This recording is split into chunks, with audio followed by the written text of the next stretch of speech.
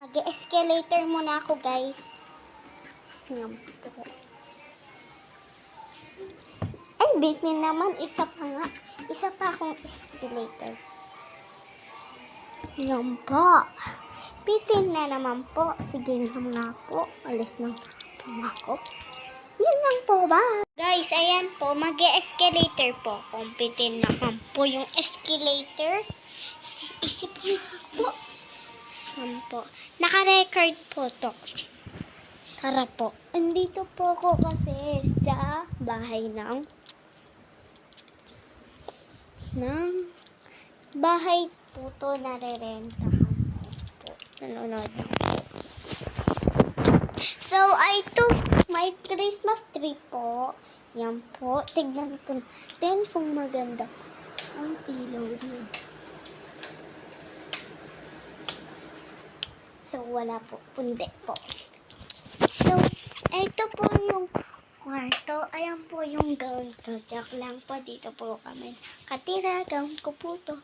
So, yan po gold po. Yan po. Ito po yung banyo namin. Sorry po baka. Yan po. Yan po. Po, salamin namin. So, sa makikita nyo yan po. Yan po, sorry po makalat. Sorry po makalat. Yan po yung namin. Yan po yung cooking area namin. So, dito po ako nagkukunyaring escalator. So, yun po. Balik na po tayo sa pizza. So, hello guys. Ito po, nag-escalator po. Pitin po, isa pa po. Ganun pala daw. Sabi ng mama ko yung escalator. Magta-treadmill muna ako, guys. Bagal lang.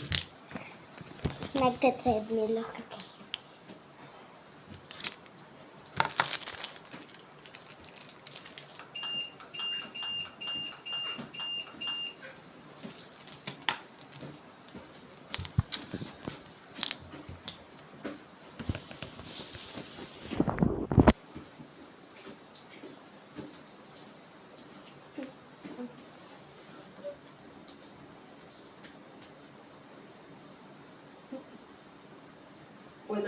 Wala. Ang sabi ko sa inyo, makinig kayo. Dapat ganito kayo mag-behave.